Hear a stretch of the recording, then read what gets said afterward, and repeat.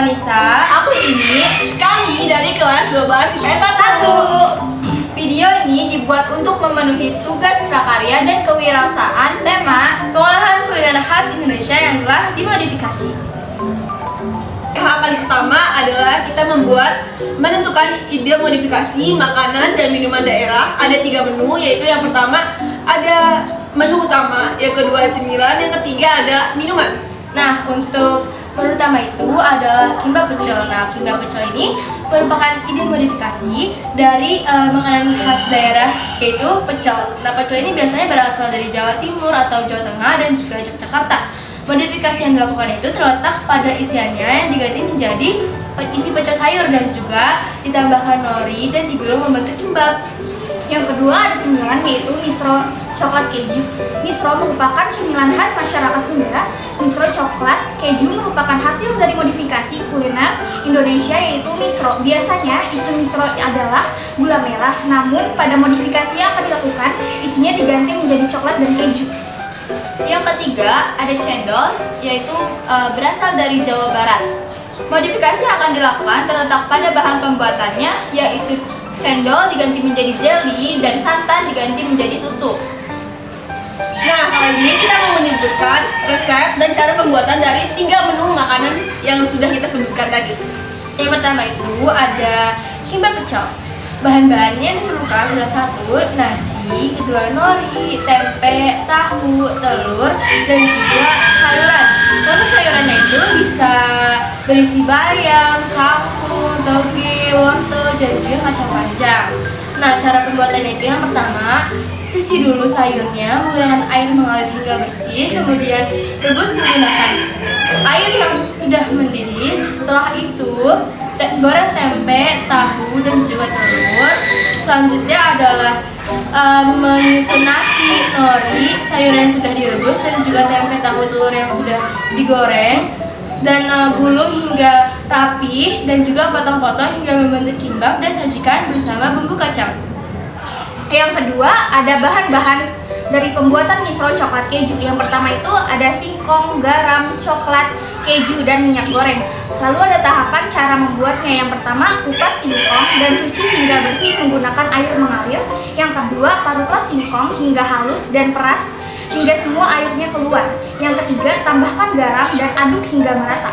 Yang keempat, ambil sekitar 2 sendok makan adonan singkong dan isi dengan coklat atau keju, bentuklah bulat kemudian pipihkan.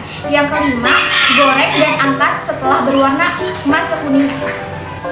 Menu yang ketiga ada es cendol jelly. Bahan-bahannya yaitu Nutrijel coklat, susu kental manis, susu cair, es batu, dan air.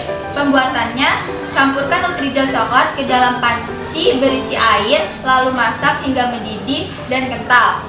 Tuanglah jelly ke dalam wadah beserta es batu, lalu diamkan hingga dingin.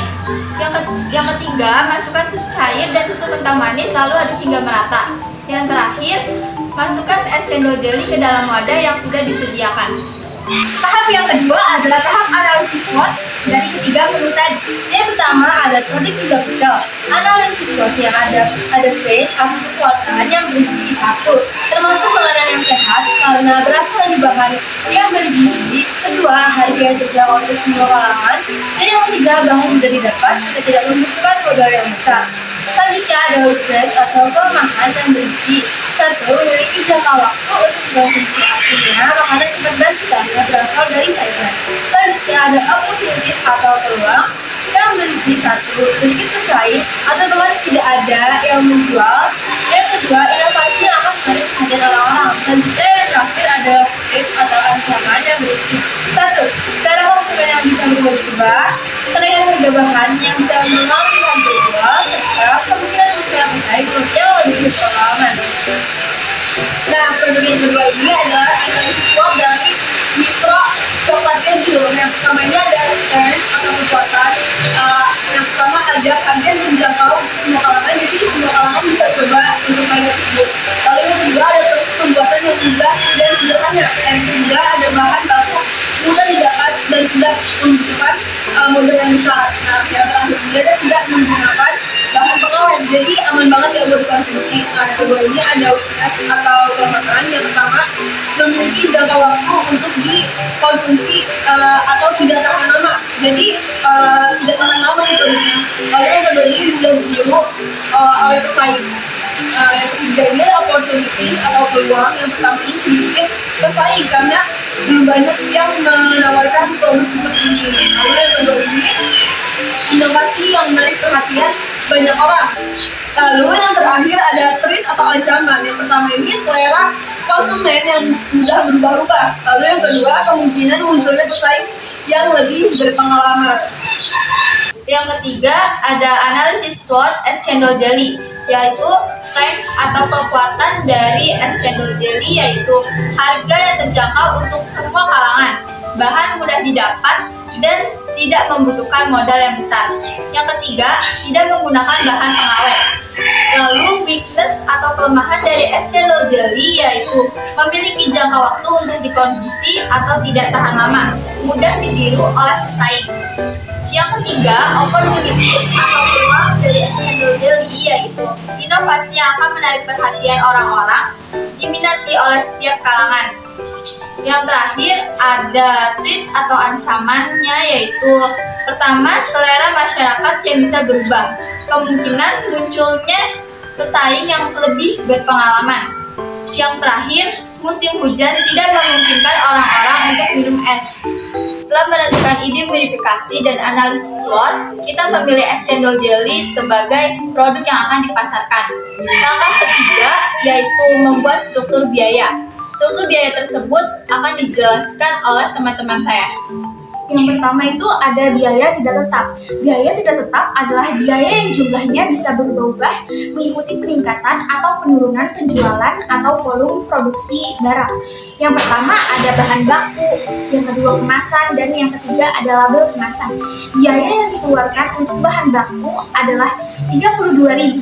Biaya yang dikeluarkan untuk kemasan adalah 20.000. Dan biaya yang dikeluarkan untuk label kemasan adalah 8.000. Untuk rinciannya bisa dilihat secara langsung.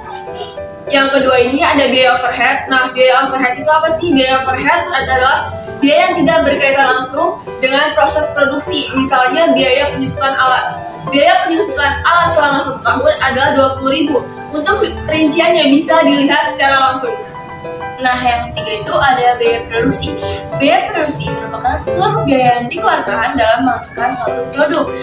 Cara menentukan biaya produksi itu adalah biaya tidak tetap itu ditambah dengan biaya overhead. Nah, dalam membuat 20 botol cendol jelly kita membutuhkan biaya 140.000.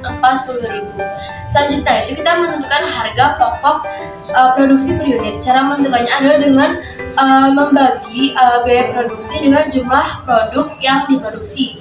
Kita biaya produksi itu sebesar 140.000 dibagi dengan 20 botol, itu sama aja harga pokok produksinya itu sebesar 7.000. Nah, yang terakhir itu adalah biaya harga jual. Harga jual itu adalah harga yang dibebankan untuk konsumen. Cara menentukannya adalah dengan harga pokok produksi per unit ditambah dengan laba yang diinginkan. Di sini kita mengambil laba sebesar 1.000, jadi harga pokok produksi per unit itu 7.000 ditambah 1.000, jadi harga jualnya adalah 8.000 per botol. Untuk rinciannya bisa dilihat secara langsung. Tahapan yang kelima adalah label dan kemasan. Dalam memulai suatu usaha pengolahan makanan atau minuman, tentunya kita memerlukan label kemasan. Nah, fungsi dari label kemasan sendiri adalah sebagai informasi kepada konsumen tentang produk yang kita jual, dan juga memiliki nilai estetika itu sebagai daya tarik tersendiri bagi konsumen. Nah, label kemasan yang telah kami buat bisa dilihat secara langsung. Nah, jadi tahap ke-6 ini adalah promosi dan penjualan. Dalam memulai suatu usaha diperlukan suatu strategi promosi dan penjualan yang tepat. Nah, kami memilih teknik konsinyasi serta direct marketing sebagai strategi promosi dan penjualan dalam memasarkan produk kami. Yang pertama ada konsinyasi adalah sistem penjualan dengan cara titip jual dari pemilik produk sebagai supplier kepada pemilik toko dengan beberapa syarat dan ketentuan yang sudah disepakati bersama-sama. Pihak yang menyerahkan produk disebut konsignor, dan pihak yang menyerahkan produk yang dititipkan disebutnya konsigni. Dan barang atau produk yang dititipkan disebut barang konsinyasi. Berikut adalah data dari teknik konsinyasi yang sudah dilakukan. Jadi pertama ada nama warung, nama pemilik warung, dan ada alamat. Aku akan menyebutkan 3. Yang pertama ada warung Madura yang pemiliknya itu adalah Rodi Suroto dan beralamat di Jalan Lembang, RT 02 dan RW 04 di Ciledug.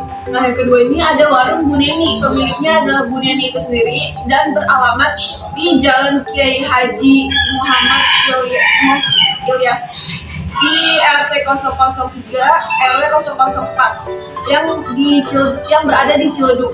Nah, yang terakhir ini ada di warung Oman dan pemiliknya adalah Pak Oman itu sendiri. Lalu beralamat di Jalan Mayang, RT 007 dan RW 008 di Ciledug Indah.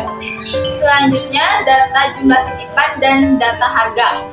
Pertama ada di warung Madura atau Rodi itu 5 botol, warung Bu Neni 5 botol, dan warung Ahmad 5 botol.